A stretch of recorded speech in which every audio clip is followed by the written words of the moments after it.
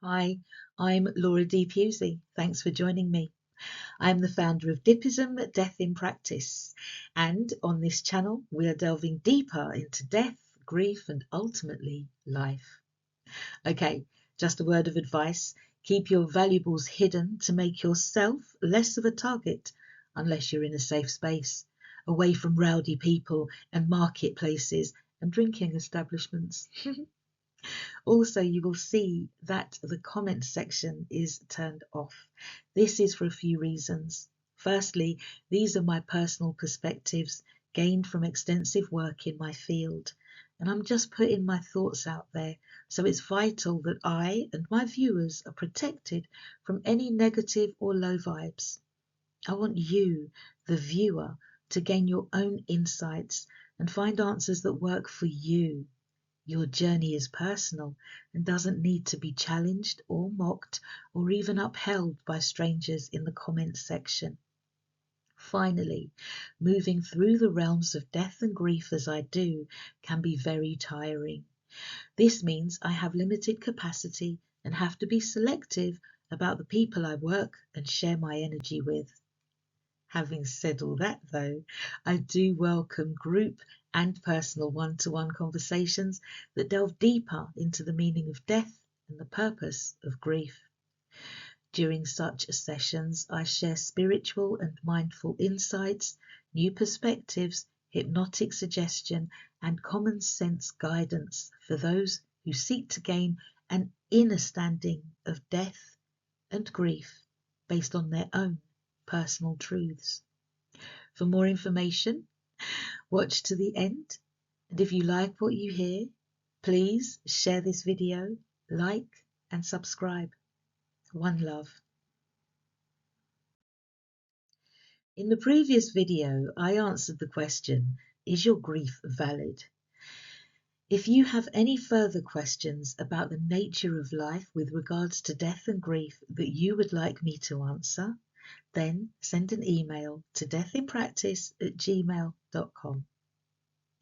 Now, today I'm answering the question, why aren't they grieving? This answer is coming from a telephone conversation that I once had with a lady when I was a volunteer on a bereavement helpline. The lady wondered why I wasn't crying over her story. I did write about this encounter in the reference workbook Tapestries of Grief. However, as I have progressed in my own journey since, I have found more perspectives that I'd like to share with you. After this video, you might want to purchase a copy of Tapestries of Grief to see how I got out of that situation and what it stirred up for me as I share more information about my personal journey through grief. The reference workbook Tapestries of Grief is available on Amazon, and you can find the link in the description box below. Now, let's open the veil of luminescence.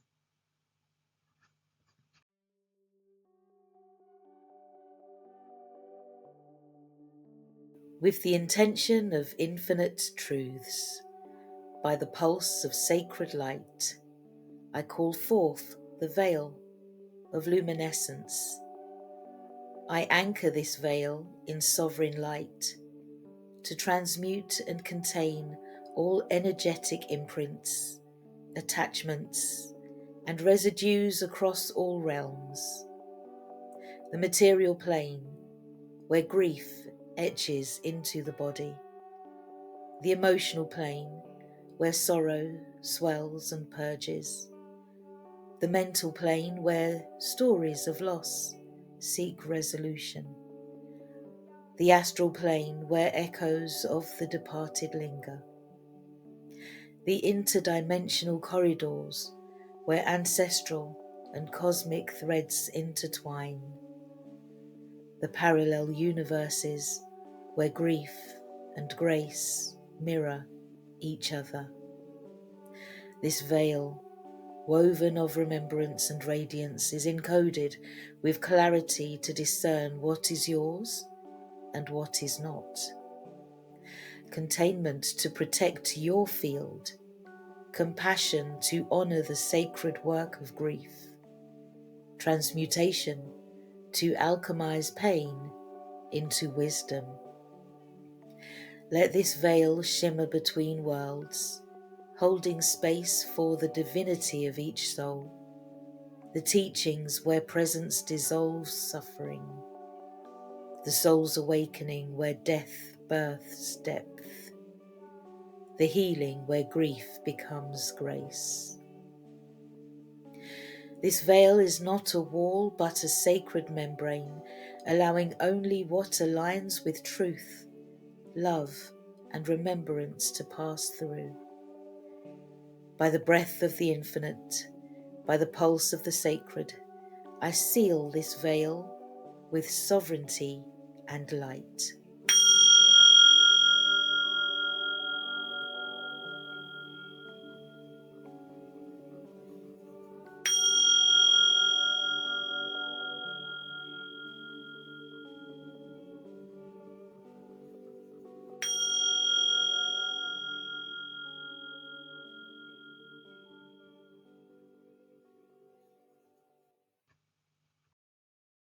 Good morning, good afternoon, good evening, good night, whoever you are, wherever you are, greetings, and thank you for joining me as I contemplate the reasons why some people don't appear to grieve. My first question, though, is for you. How do you know they ain't grieving? Next question. Is it because you believe that there is a certain way to grieve, or that grief should manifest in a particular way? Okay, that's 3 questions. It may be a good idea to ask yourself what you expect grief to look like. Yes, it can be very messy indeed, but it can also appear to be quite sterile. The truth of the matter is that there is no particular way to grieve. As individuals, we all grieve in our own way, and no one has the right to determine how that should play out. I've spoken in previous videos about the varying levels of emotions that we might experience depending on the proximity of the person who has died, be they a close or distant friend or family member. They could even be someone in the community. You know those people that you see around? I call them extras. These are people living their lives with their own stories. You are aware of them, but you don't know them. Maybe they serve you at the supermarket, stand in the same queue for the bus, the same time, same place, or maybe they are that person that you warn your kids about when they're walking home from school. These extras are people within the community. They have stories, they have lives, and they don't look like they're grieving. But please consider this new notion. Everyone is grieving something. In the reference workbook Tapestries of Grief, I use the quote by Hockey, Katz and Small to define grief, mourning and bereavement. In their 2001 paper, Grief, Mourning and Death Ritual, they say grief is the pain and suffering experienced after loss. Mourning is the period of time during which signs of grief are made visible. Bereavement is the process of losing a close relationship. Everyone has lost something or someone at some point in their lives that has caused them to experience the anguish of grief. Just because you don't see it doesn't mean it's not there. If you are worrying over someone who doesn't appear to be grieving, consider, if you will, a few of my points. Upon hearing the news that someone has died, a person may go into shock, dissociate, or experience the common coping response called autopilot. This mechanism allows a person to perform daily functions like getting dressed, working, or planning a funeral without fully processing the intense pain. Experiencing autopilot can create a sense of numbness, meaninglessness, or feeling like you're going through the motions, existing rather than living. And it may involve feeling detached or guilty for not feeling enough. It can slow down true grief processing, but it is a temporary, adaptive defense to prevent overwhelm. Sometimes, when a person is very sick, they will be placed into a coma so that the body has a chance to heal. Autopilot is a bit like that. It's the body's natural way of protecting the nervous system, like an anesthetic that dials down the emotional intensity. As I have said before, everything is temporary. Once the numbing subsides, a person may experience delayed grief. Able now to process the loss, grief may surface after a few weeks or months. And guess what? Delayed grief may also kick in after another loss, a lesser but maybe similar type of loss that takes you back to the time and hits you like a sledgehammer, leaving you wondering why you are blubbering out of the blue over the death of somebody that you might not even know. This is grief. Another reason why someone may not appear to be grieving is because they have compartmentalized their trauma so that they can go on. It's like they put their grief in a box or file it away.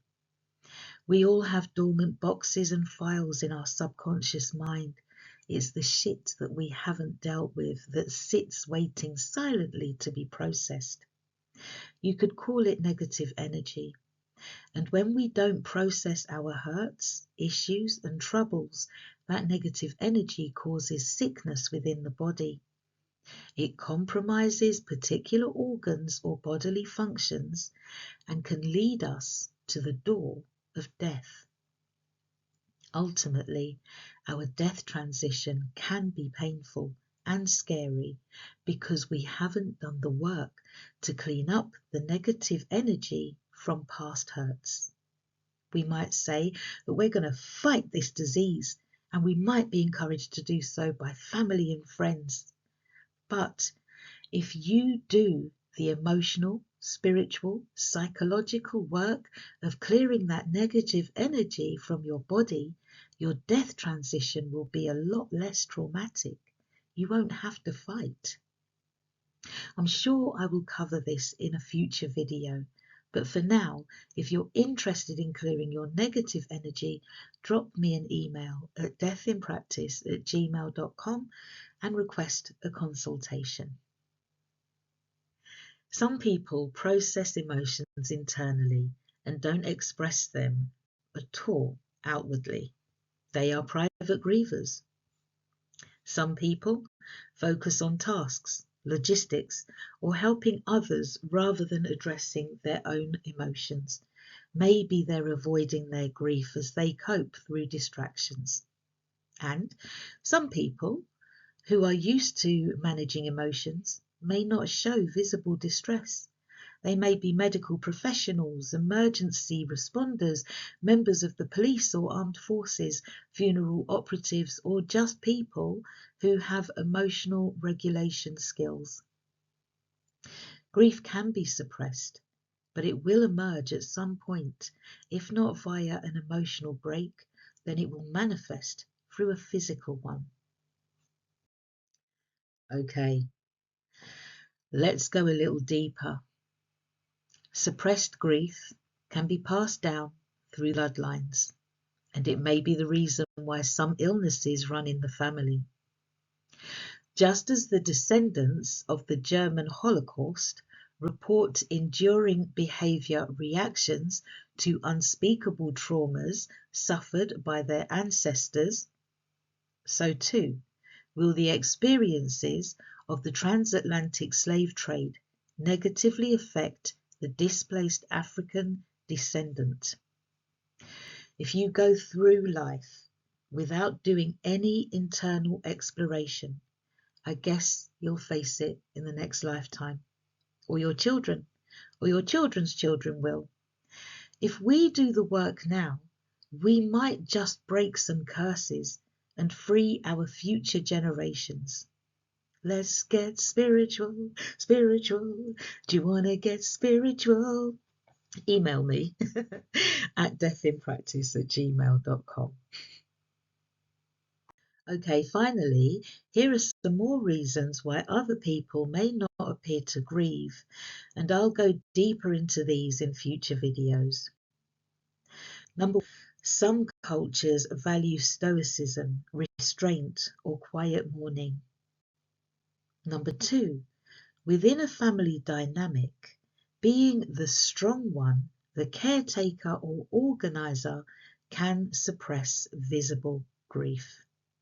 Number three, some people are taught that showing sadness and weakness is unacceptable due to their gender.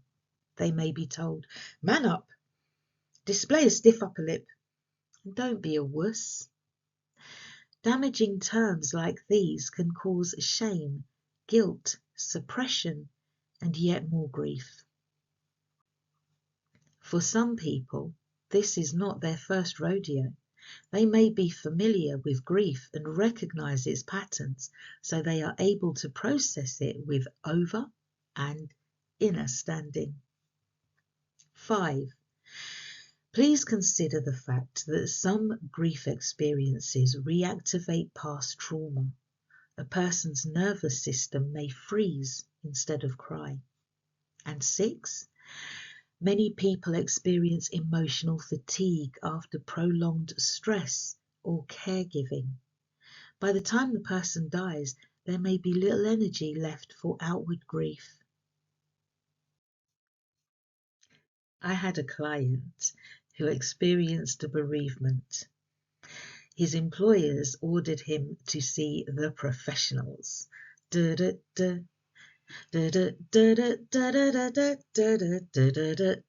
were no good. So he was given my contact details. My client was British born, of Caribbean heritage, and he was autistic. Our sessions changed both of our lives. Some people are on medications that can blunt their emotional expressions. Some people are sleep deprived, which can flatten our emotions, and some relationships are really complicated, leaving those who grieve with mixed emotions, including relief, anger, guilt, and sadness. Some people have already grieved, like I did, before my mum died, and some people have beliefs about death, the continuation of life, or the meaning of life and death that shapes their personal expressions of grief. Okay, enough. ENUF. I need to wrap it up there. You might need to watch this video a few times. There's a lot of information here. And if you remember only one thing from this video, I hope it's this. Not looking like you're grieving does not mean that you aren't grieving. Grief is about internal experience, not external performance. Okay, thank you for watching. If you like what you've heard, please hit that like button and subscribe. If this video has touched you in any way and you need to share your thoughts with me, let me know at deathinpractice@gmail.com. Please state clearly whether or not any of your email can be shared, and if you want a shout out, then let me know what your name is. Book your space on the monthly Zoom. At the moment, I have 12 spaces available, and the Eventbrite link is below. And if you would like a one-to-one session with myself or one of my grief practitioners, contact us at D.I.P.ism.com. Finally, if someone you know needs to see this video, please do share it with them. Don't be a gatekeeper. All my links are in the description box below. And now, let us close the veil of luminescence. By the breath of the infinite, by the pulse of the sacred, I honour the veil of luminescence now fulfilled. This veil, once summoned to transmute and contain, has held the field with clarity, compassion, and sovereign light. As the teachings settle and the soul integrates, I call forth the sacred closure of this veil across all realms. On the mental plane, let the body rest in renewal. On the emotional plane, let sorrow soften into spaciousness. On the mental plane, let stories find stillness. On the astral plane, let echoes return to source. Through interdimensional corridors, let threads untangle.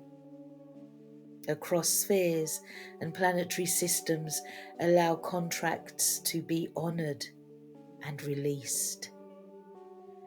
Let all residues now return to their rightful place, dissolved, dispersed, or transmuted by sovereign light. Let the veil fold inward, encoded with discernment to preserve what is true, containment to seal what is sacred, compassion to cradle what remains tender, and wisdom to carry forth what has been alchemized. This veil is reabsorbed into the soul's archive, a luminous record of presence, grief, and transformation. By the breath of the infinite, by the pulse of the sacred, I seal this veil with sovereignty and light.